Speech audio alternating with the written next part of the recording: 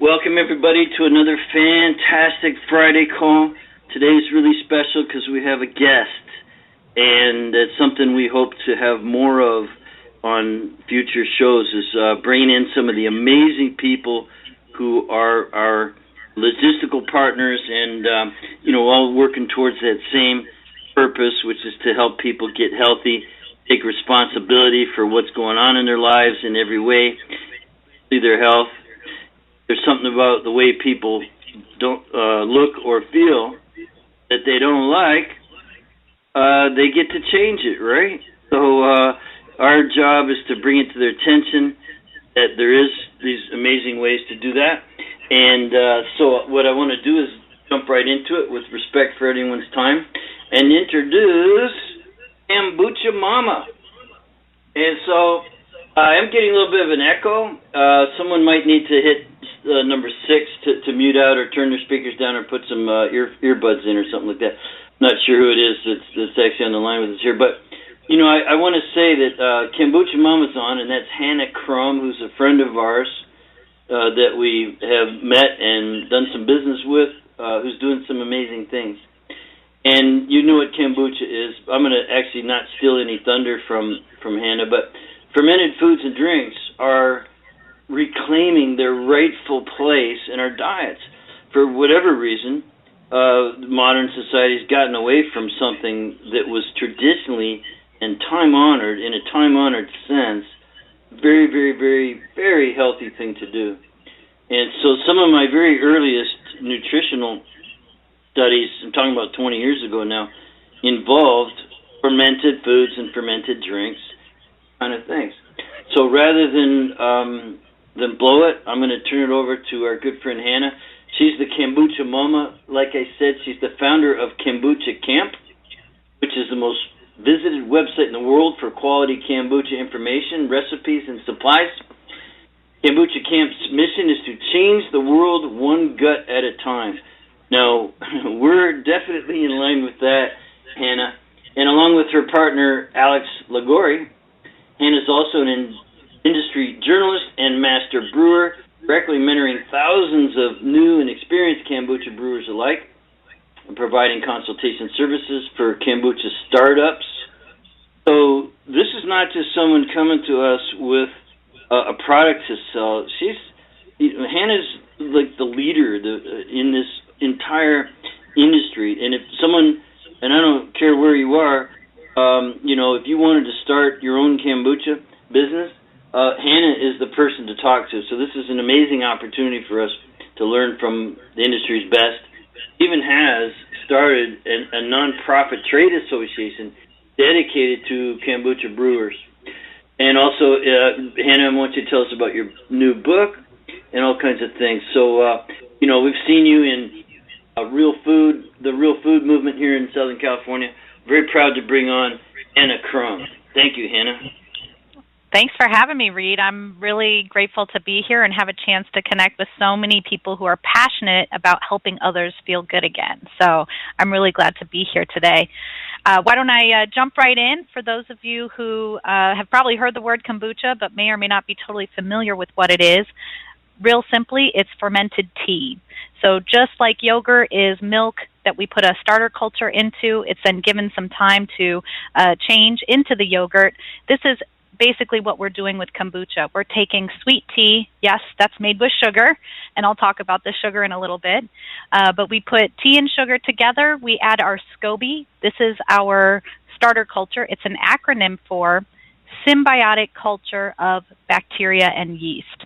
And just as the name literally states, this is a fermentation process that works with not just on a yeast level like we see with beer and wine, but also there's a bacterial component that offers really unique health benefits, flavor, and properties to kombucha. So kombucha, another way to think about it would be that it's a tea vinegar. As an acetic acid ferment, like vinegar, that's where you're getting that tanginess from. It does contain some acetic acid. So vinegars are typically diluted to a 4 to 8% acetic acid solution. Kombucha comes in around 1%. So it's a nice, easy drinking vinegar that you can enjoy a lot more of than, say, a shot or two of that apple cider stuff.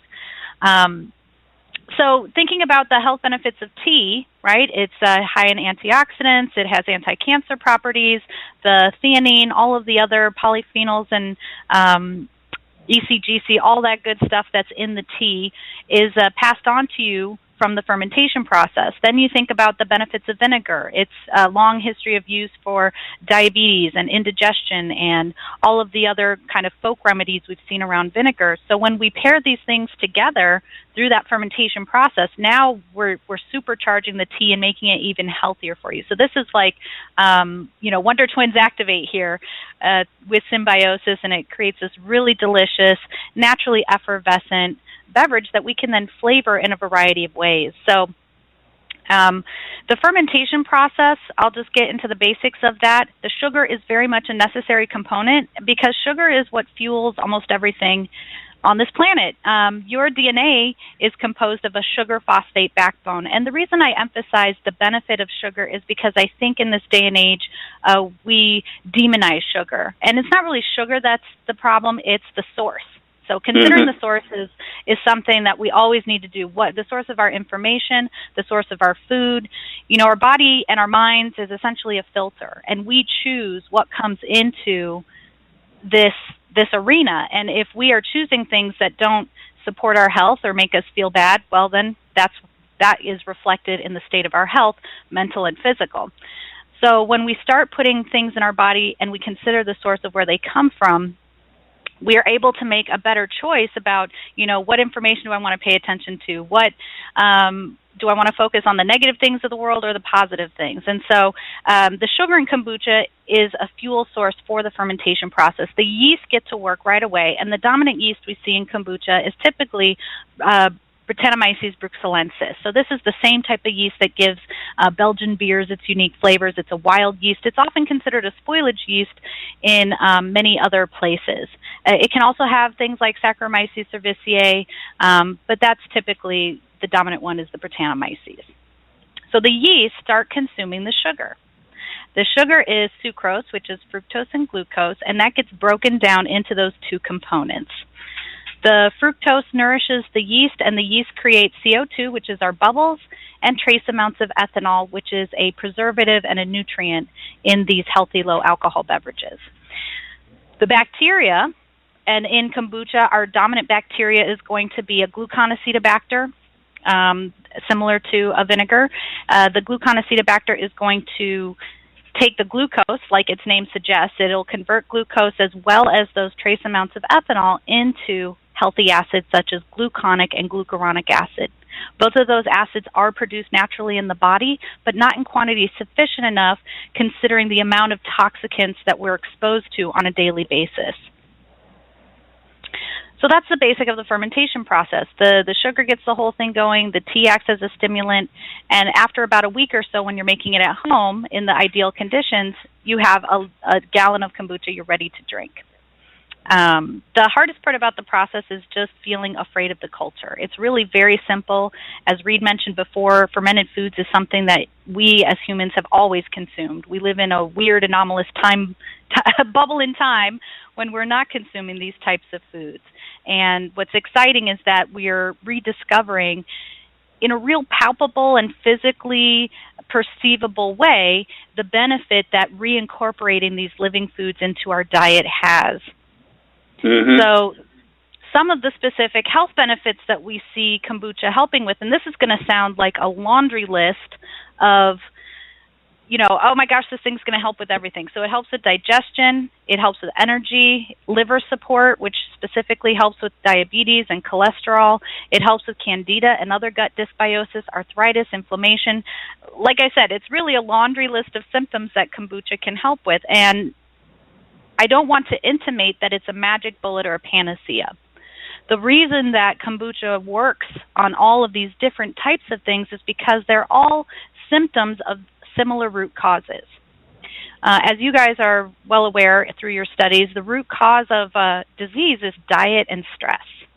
And so when you start consuming foods that provide nutritional support for your diet or that help to relieve stress, these things are going to have an immediate benefit on the body.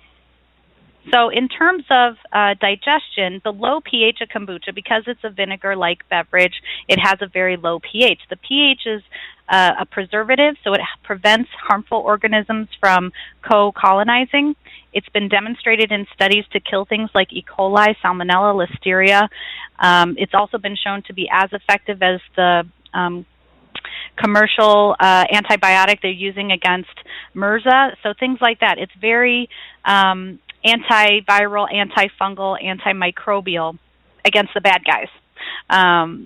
But that low pH also helps with our digestion because, as we're learning, in fact, when we have acid reflux and things like that, it's not that there's too much acid, it's that there's not enough acid in the right place. And so kombucha's low pH of between 2.5 and 3.5, it gets into the gut and it helps you with your digestion, breaking things down, allowing for more absorption of nutrients from your food, as well as creating additional vitamins in the gut. And this is where the energy comes from. The yeast contains all of the B vitamins in a living form. And just to pontificate on yeast for a moment here, yeast is something that has evolved with humans. And how we understood that yeast was present and doing its activity was it would create bubbles or effervescent. And so humans are hardwired to seek out effervescent beverages because of that signal that yeast is present and that nutrition is present. And so it's natural for us to have a craving for things that have bubbles in them. Now, unfortunately, the soda companies have kind of manipulated this and turned it into what we call simulacrum, where they're taking something that looks just like a naturally fermented drink, but they're swapping out all of the nutritious things for things that don't support your health. So they add the fake carbonation, whereas we have natural effervescence in our fermented drinks. Our fermented drinks naturally create healthy acids. They add phosphoric acid to sodas, which unfortunately has a negative effect on the body. There's also a little bit of sweetness present, and they do that by adding the sugar to mask the other chemicals they're putting in there. So really, fermented drinks, kombucha, kvass, kefir, all of these are natural sodas. Ginger ale, root beer. These were all the things that, when they were traditionally fermented, helped support our body function. We didn't really drink water because the water was full of bacteria that would lead to dysentery and other illnesses. So we had to ferment in order to make the water potable. Mm-hmm. So the energy is coming to us from that improved digestion, from those B vitamins, from the yeast. And then the liver support is coming from that gluconic and glucuronic acid. As I said before, these are made by the body, but not in sufficient quantities to deal with the level of toxicants we're exposed to on a daily basis. We've got poison in the air, poison in the water, poison in the food, and our bodies are the canaries in the coal mine at this point. They're saying, hey, we can't handle this environment anymore, and we're going to show you with all these autoimmune diseases, metabolic diseases, the bodies are basically saying, hey, help us.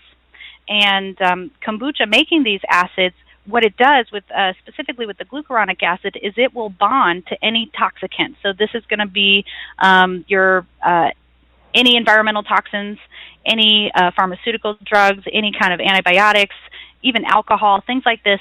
The liver is your filter. And so the glucuronic acid comes in and it binds to these toxicants. And once that bond is created, it cannot be broken. So then when we drink water with our kombucha, that allows us to naturally flush out any toxins that are in the body. So basically, we're cleaning the filter. Now imagine you have a filter and it's all gunked up. Of course, things can't work properly. Now when you start to clean that filter out, just like when you unclog the drain, everything flows. And that's what kombucha does, is it helps to keep everything flowing. Now, because it does contain yeast, some people, and it's also made with sugar, some people are concerned, how does it affect candida? So candida, as you likely understand, is something that naturally occurs in our gut. And when it's there in the appropriate ratios, when it's there in balance, it serves a beneficial effect for our body. Now, due to overuse of antibiotics or overconsumption of sugar, things like that, these yeast can get out of balance. They can take over when they're not supposed to be taking over. And they will literally tell you to eat sugar, even though it makes you feel terrible, because that is the food source that they thrive on. Mm-hmm. And this is very difficult when we consider, our motto is trust your gut. The caveat to that is make sure it's not a gut dysbiosis. So we do also have to bring in our intelligence when considering that phrase. But when you start getting into fermented foods and kombucha, you see quickly trusting your gut and how closing that biofeedback loop is so essential for understanding not just putting good foods in my body, but then when I put bad foods or foods that don't support my health in my body, I can start to feel the effects of that more quickly.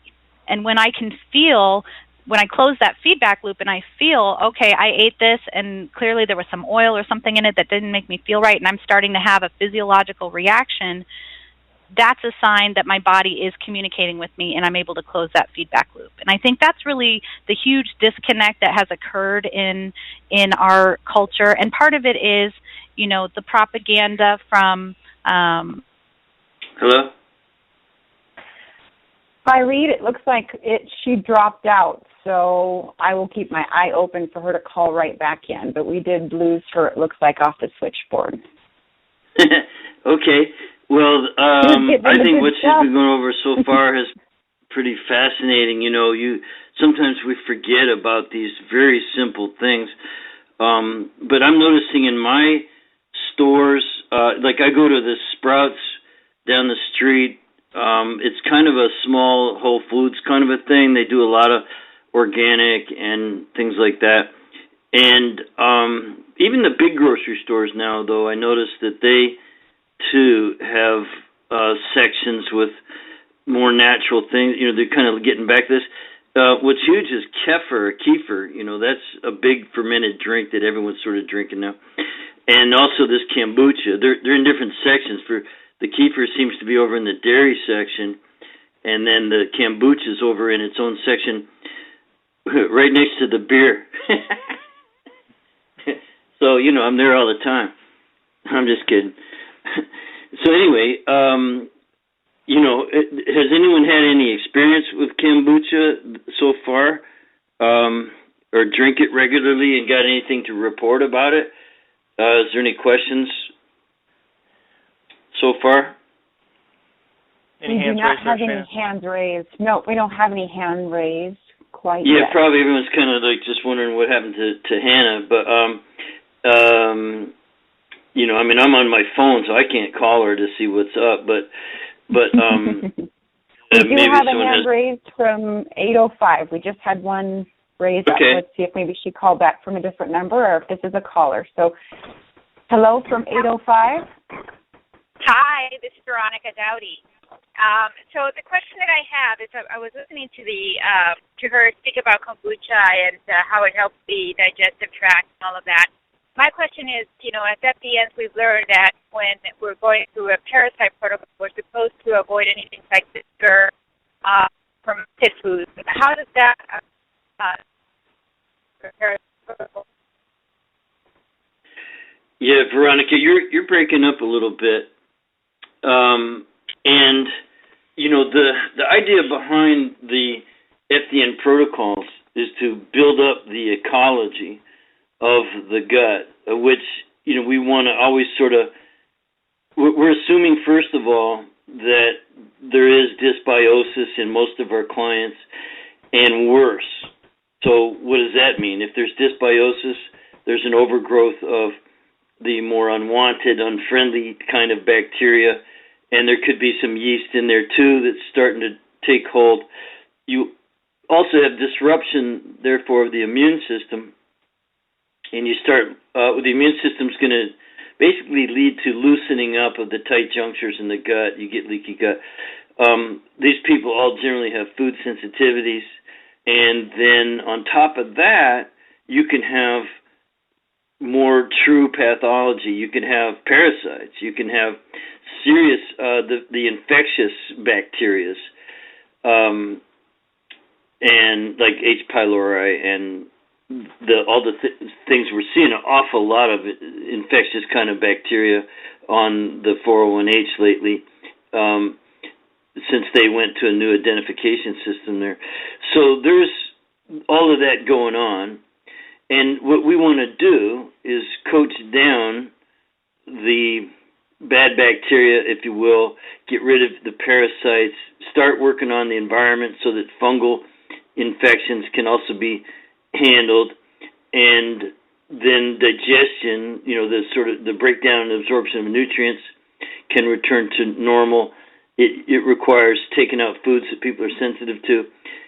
So there's quite a few steps in there, things to have our arms around and consider. And I think we have done a very good job of that.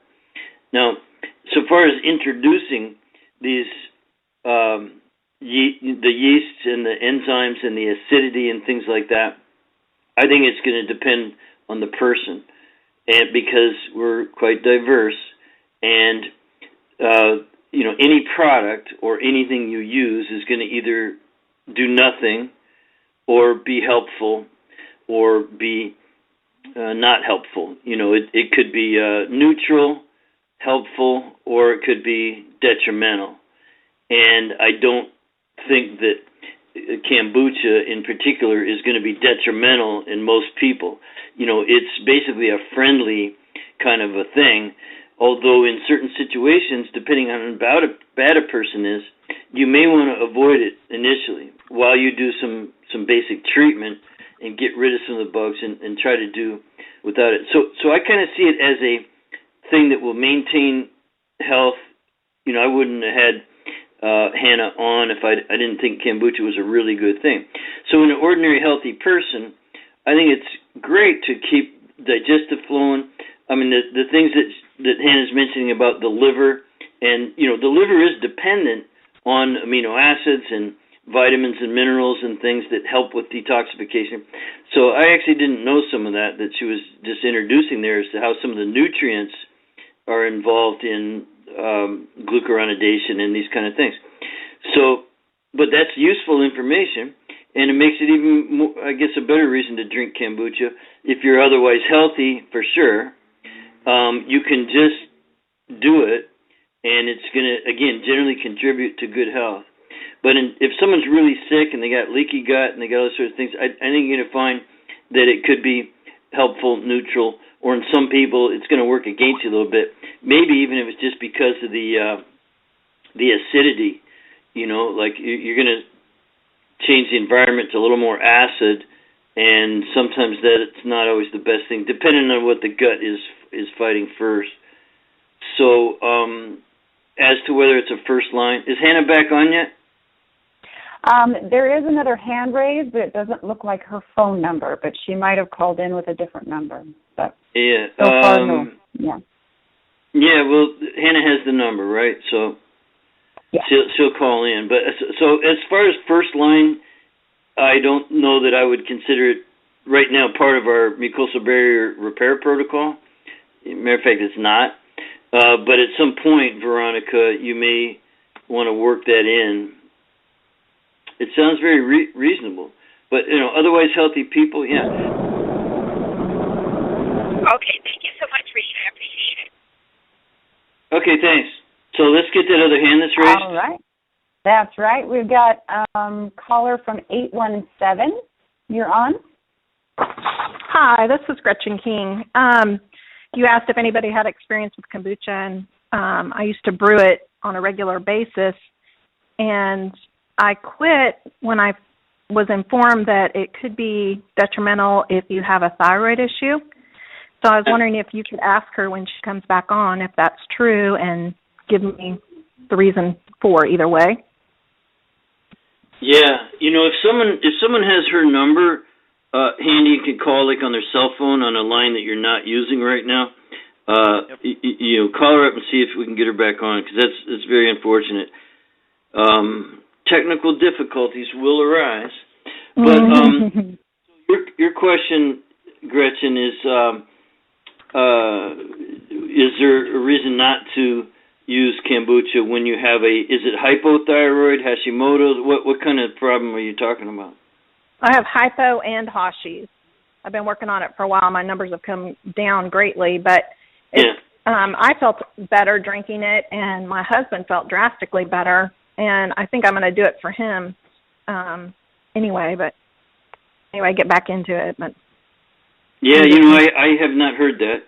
I think I probably would have heard it, but I think it's something about weight gain. I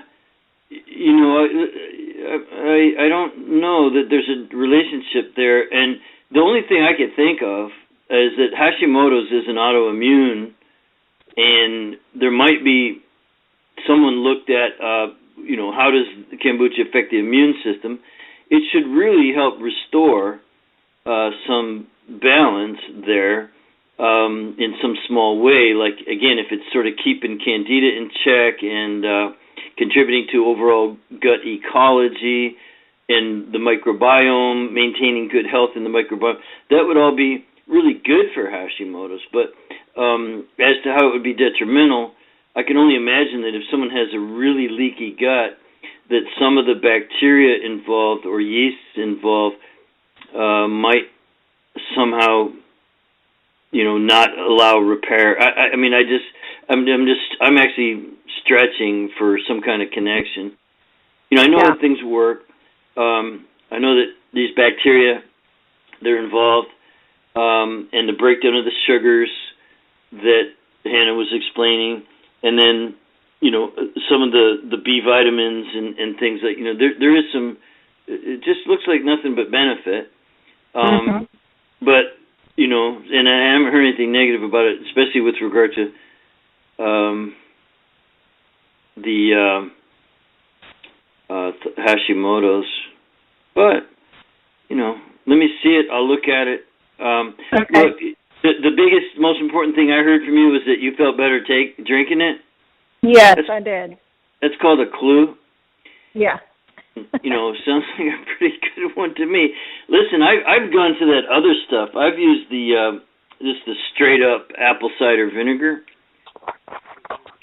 Bragg's has that, and it is a little too acidic for me. It's really strong vinegary kind of a thing. But even as a kid, I loved vinegar. There's something good about it.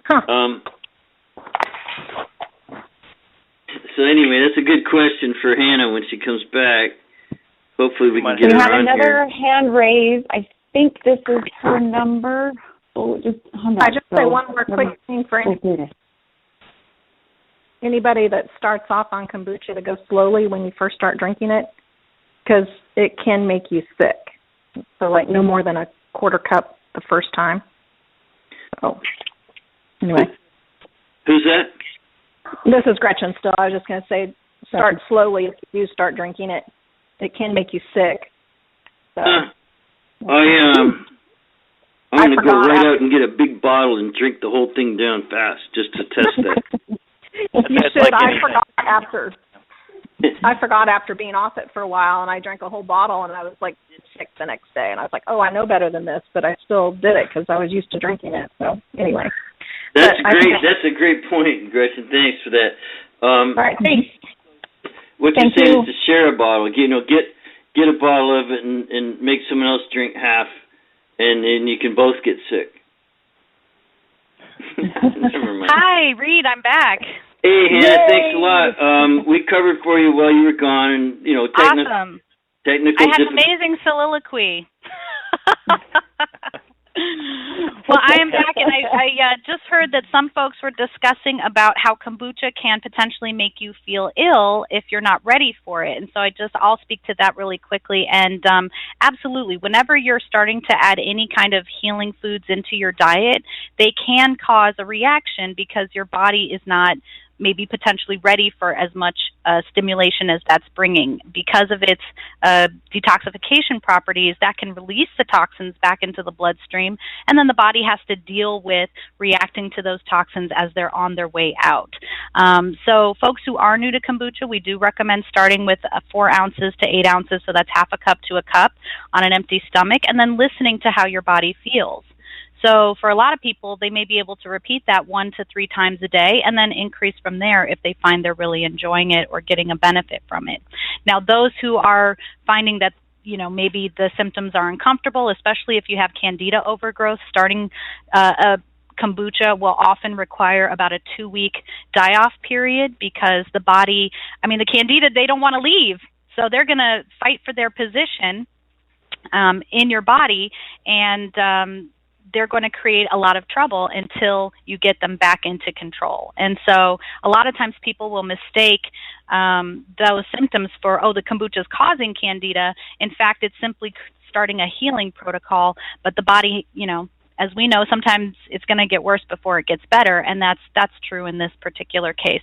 But if anyone finds it too intense or like they simply can't handle consuming it, sometimes the gut just isn't ready for that type of food. And so backing off to something like a kefir, a water kefir, or milk kefir to help get different types of organisms in the body, help repair that gut lining, and then adding kombucha back in later once you've established a healthier microbiome in there.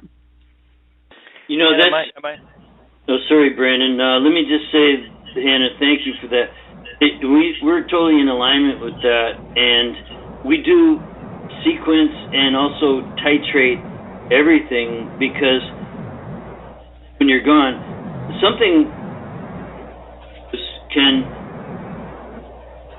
it could be beneficial, or it could have a negative or perceived negative initial response. So we always start with half doses on. If a bottle of something says take 3 a day, we start with 1 a day, and then we go to 2, and then we go to 3 because, and you're introducing things one at a time. So you would never start kombucha on the same day that you're starting some other supplement. You just said take a half a dose like that. That's totally in alignment with how we work, and we're used to handling negative reactions that producing some kind of Herxheimer response. It's okay with us. We can get through that. Now, one question came in, and by the way, I think that answers first caller who called about sequencing and because we don't have kombucha in our gut healing protocol that's in our program, but we give a nod to drinks, but we're more, because we do a lot of testing, we're saying, look, you've got Blastocystis hominis, or you've got Giardia, or you've got H. pylori, or, so we tend to be using actually strong antimicrobials or antiparasitic botanicals, and actually they're really strong, some of them. They're absolutely toxic to bugs. They kill bugs, these things. Bugs. So then, so we get the Herxheimer reactions there. And I'm just wondering if you have some experience to share where you took a person who, let's say they ran a test and, you've got these bad bugs, some parasites and some bacterial overgrowth. And not yeast yet. We'd deal with yeast kind of separately because you were explaining something. But so, and let's say they're taking some strong medicine, maybe even going to the doctor, some anti-vermin, anti-parasitic stuff. We can't help it if people go do that. Sometimes they do. And then, so have you had that kind of experience where kombucha was introduced at some point?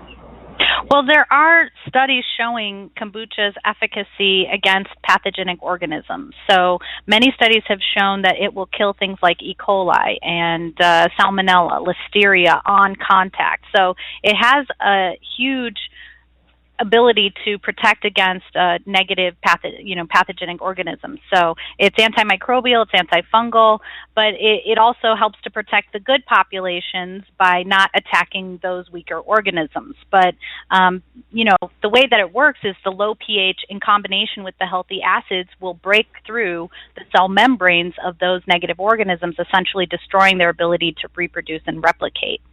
So that's one of the ways in which kombucha does help with those types of other things that might be living in there that you don't necessarily want to have in there. Great, thanks. Well, let me ask you this, because and while you were gone, I said, kombucha, where in the store I go to, it's in its own cooler section with some other drinks. I look at the labels a lot, and I think some people are adding sugar or something I'm not sure I appreciate or like. Probably why you want to make your own kombucha. But there's another very popular fermented drink out there called kefir, and I can drink kombucha long. I even can drink the really strong, like apple cider. I can down a whole bottle of Bragg's apple cider vinegar with no flavor. But man, if I do that with a bottle of kefir, I do get, it's like, ugh, I feel terrible after kefir. What's the difference? Like one good and one not? At least for me. I mean, maybe other people are the opposite. I don't know. Exactly right, and they are the opposite. Kefir is a lactobacillus dominant beverage, and kombucha is an acetic acid beverage like vinegar. And those, you're looking at Firmicutes versus alpha proteo. What exactly does that mean? I don't totally know yet, but there is probably something to the fact that these are two very different families of bacteria in terms of how they interact with each person's individual organism. And we find, and it's funny you say this because we often find there are kefir people and there are kombucha people, and then there's people who do both. So really, it's not, only drink kombucha. It's find the fermented beverage that resonates with you. And for some people, just depending on where their gut health is at, they may need something like a kefir first to put good organisms to repopulate the gut, to kind of help repair that a little bit, and then add kombucha in later. But some people, or most people, will find that drinking kombucha is great for them and makes them feel good. Yeah, I totally get that. I heard Brandon goes into a bar and says, "Give me a shot of kombucha with the kefir wash." I'm looking forward to the day when you can do that. Absolutely. No, I think, and one of the nice things about kombucha, speaking of drinks, is that it does help support healthy liver function. So whenever we love making kombucha cocktails because we think of it as a little antidote with our poison. And in that sense, it's something that supports our organism in a way that really makes us feel good. Yeah, fantastic. So the other question that we had was, is there any reason why someone with a thyroid, is there any contraindications for kombucha? Like, is anyone that if you have this condition, you want to heal that up first before you start using that? Like, in particular, maybe thyroid? And the person who called in didn't have any resources or just kind of heard it somewhere. And I never heard that. Well, there's a lot of knocks on kombucha. There's a lot of people who are afraid of kombucha for whatever reason. But it's a food just like any other. Are we afraid of blueberries? Are we afraid of acai? Are we afraid of, ginseng? The reason is it's just not well understood. And so in terms of contraindications, really the things we're looking at is if you already have a severely compromised immune system, you want to take it real easy, because releasing toxins into a severely compromised immune system could have a bigger negative reaction than in an immune system that's healthier. But that's any fermented food, that's any probiotic, or even any of these other foods I mentioned. Anything that's too much for a severely compromised immune system, that's one thing you want to look out for. Probably another thing is histamine allergy. People, again, who have severe gut dysbiosis may not even be able to tolerate any fermented foods at all, but once their gut starts to heal, they'll be able to bring them back in. So again, it's just listening to your body and trusting your gut and seeing how does this make you feel. And some people will get freaked out because they'll find they're really craving kombucha and they're like, oh no, I'm addicted to it. Usually it's not addiction. It's that your body has discovered a nutrient or some aspect of kombucha that's really supporting your health in that moment. And so you'll crave a lot of it until you achieve that balance. However, once that balance is achieved, oftentimes you find your consumption habits will reduce, or it'll become more normal and regular. And it's okay to take breaks too. None of this is, we don't necessarily eat the same exact foods every single day. It's the same with kombucha. Now, it's a great substitute for a lot of the sugary, soda, chemically beverages out there, and so it can become a daily practice, but it doesn't necessarily have to be. And I think that's the most important thing to remember about all of these is that they're foods. How much broccoli should you eat? Well, at a certain point, your body says, okay, I've had enough broccoli. And the same is true of things like kombucha, kefir, and fermented drinks as well. Yeah, okay, great. That's a good answer. I've definitely noticed that about myself with the kombucha. I will go on a kick for a few weeks where it feels really good and I'll feel great with it. Then all of a sudden it's like, I've had enough of that. And I'll kind of put it away and cycle back through. So I think it comes back to listening to the body. You're right. And it's got to be, you're right, a healthy body at the same time, so we can get some really mixed messages from the body sometimes. So I guess that's talking about the yeast side of things, the candida side of things. I hear you say really more that probably in most situations it could be quite beneficial, but still it's a case by case. Listen to the body, see how it responds, take it slow. But you don't have a hard and fast line on that, like not good for kombucha or not for candida outgrowth. Yes, no. It's more just no. There's no hard line on that, and really, it's this was in my monologue previous to to coming back here. But basically,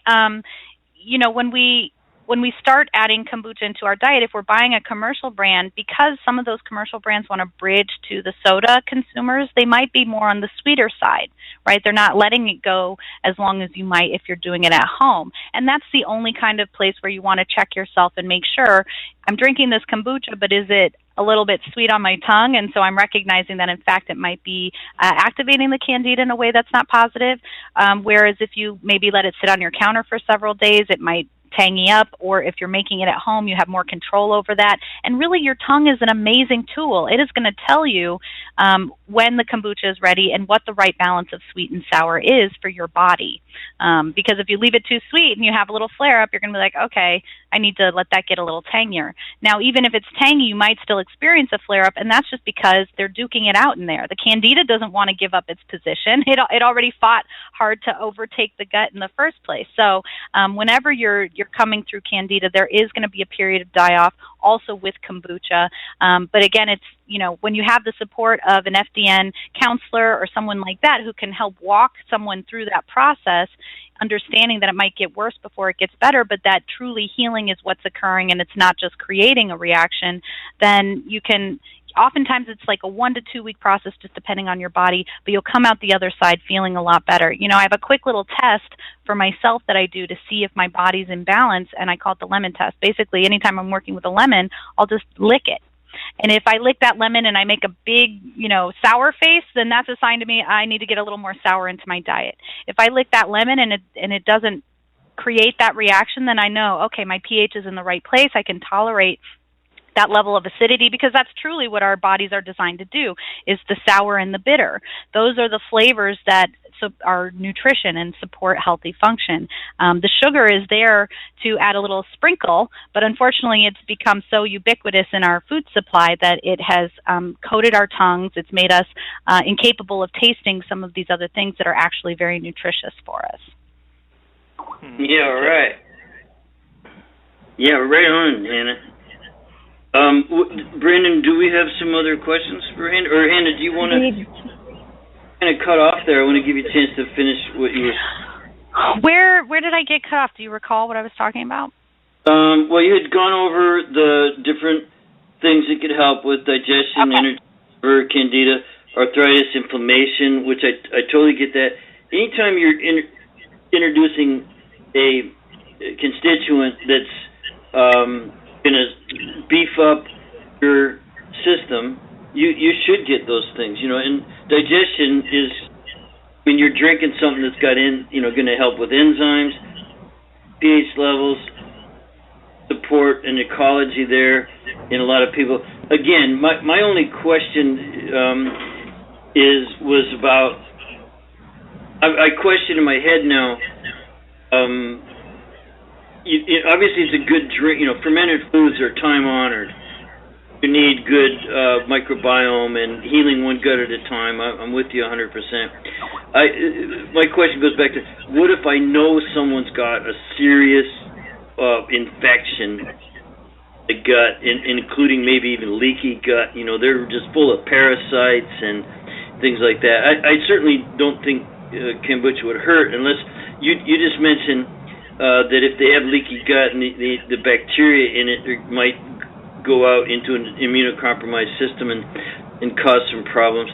I think that's really rare, because the bugs they already have, as I just said, we're talking about a highly infested person, worse, I don't think it's going to be strong enough to kill pylori, like we can that in a couple of weeks, and then probably introduce the kombucha at that time or something.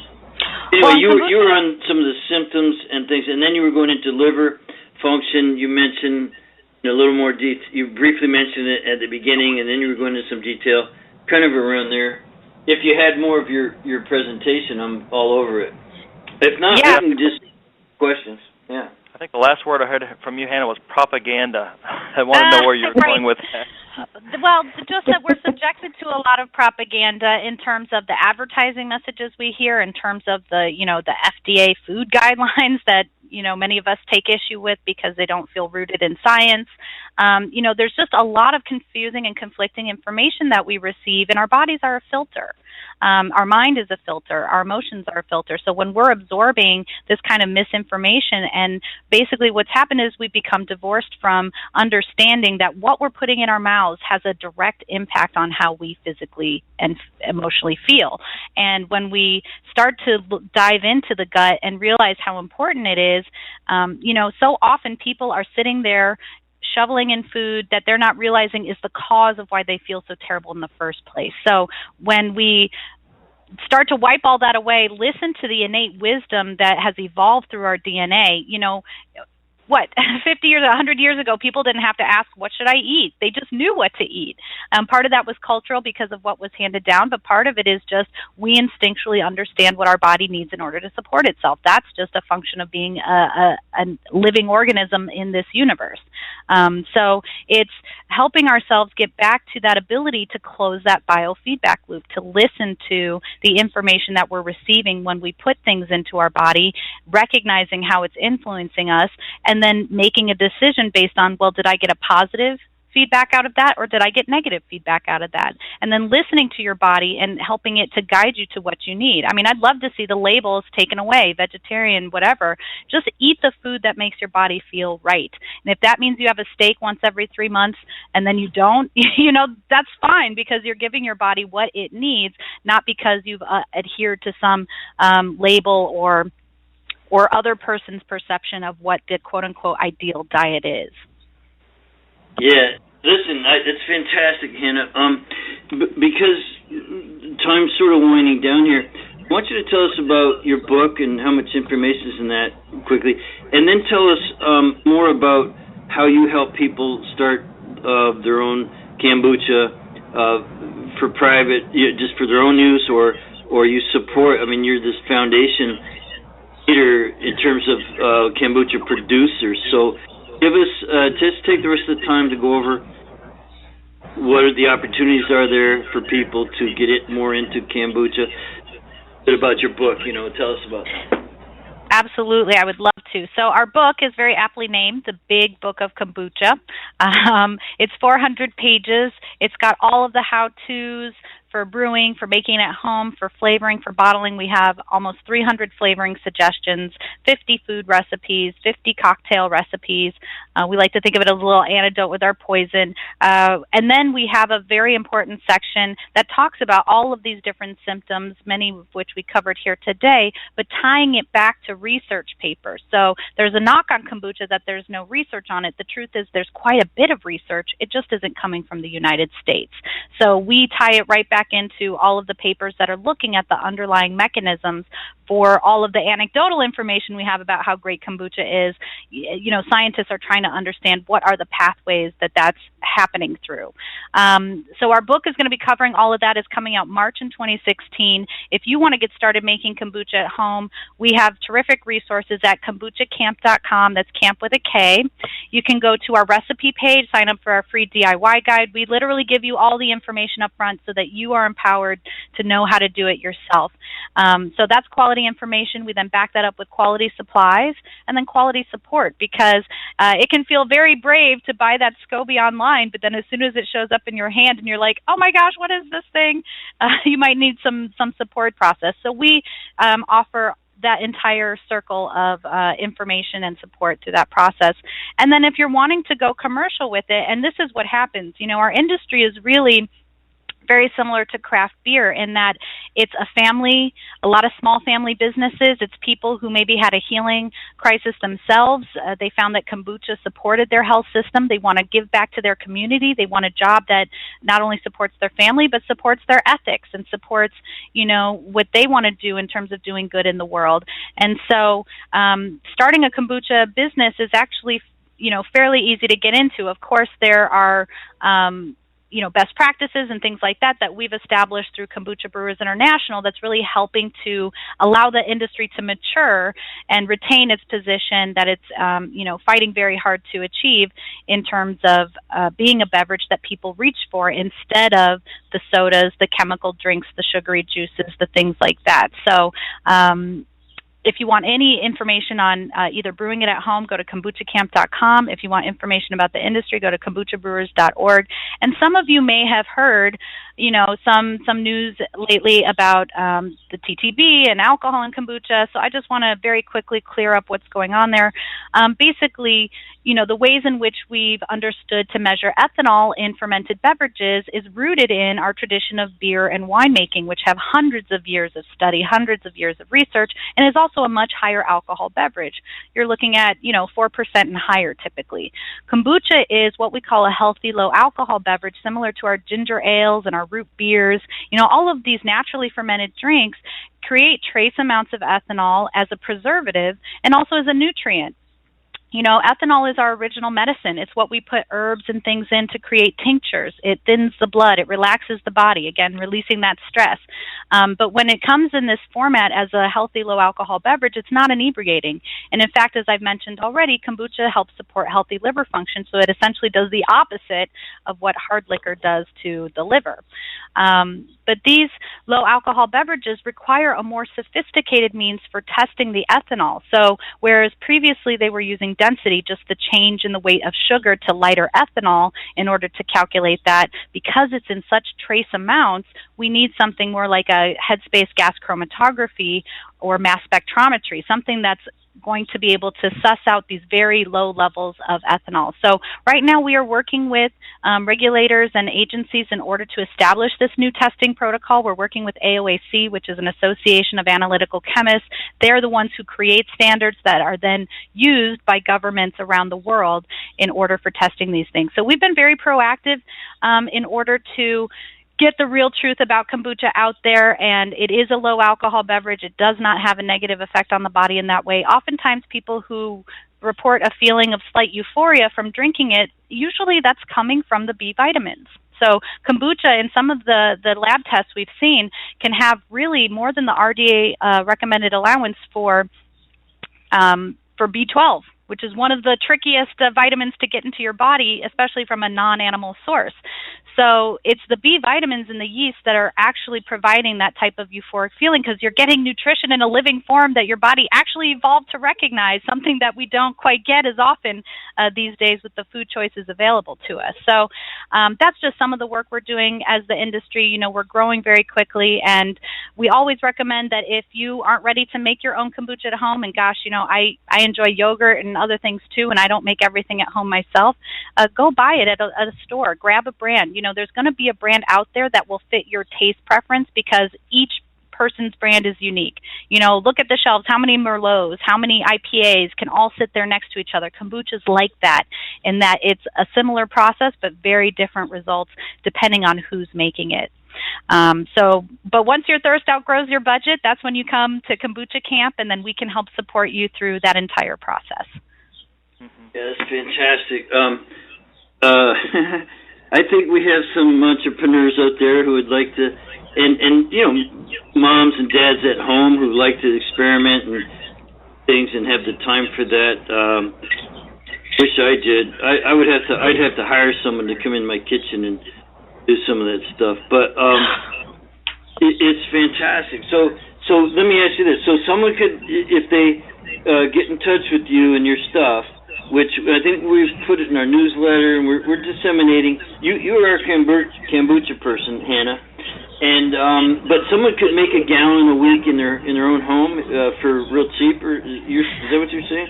Absolutely, pennies a glass. And in fact, our favorite way to make kombucha, which is continuous brew, is the easiest, safest, healthiest way to make kombucha. It's easy because everything comes out of the spigot. You don't need extra funnels or lifting jars or things like that. It's safest because the cultures are always in a pH-protected environment. There's less handling of the cultures because we only clean it once every 3 to 6 months. And then those healthy acids I was mentioning, they're often created later in the fermentation process.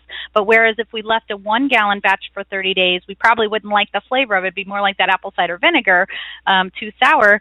We are draining some of the kombucha out, adding our sweet tea so we get the full benefit of that longer fermentation cycle, but we're tempering the flavor with the sweet tea. And you can get a gallon or more a week out of one of our continuous brew vessels. So families, kids really love kombucha, homeschoolers, if you want a great lesson in fermentation. And oftentimes you can, the kids will be so into the kombucha, you can train them to make it for you. So it's a really a very cost-effective way to get a healthy beverage into your family's diet. And even those who are a little resistant at first, often over time, when they see and loving how it tastes and how it makes them feel, they just can't help but get involved too. And before you know it, you'll have friends dropping over and, coming out of the woodwork just to grab their glass and a visit. So it's definitely one of these things that brings community together in a positive way. That is fantastic. I really appreciate it, Hannah. Thanks very much. And Brandon, we'll just have to answer those questions another time. Sorry about that, but I'll just have to come back. Yeah, absolutely, Hannah. All right, Hannah, we will. And thanks so much for being a guest. We're going to say goodbye and talk to everybody next week. Have a fantastic weekend. Doing what you're doing. Thank you. Thanks, Hannah. Awesome. Thanks again, Hannah. Thank you. Bye. Bye, everybody. Bye.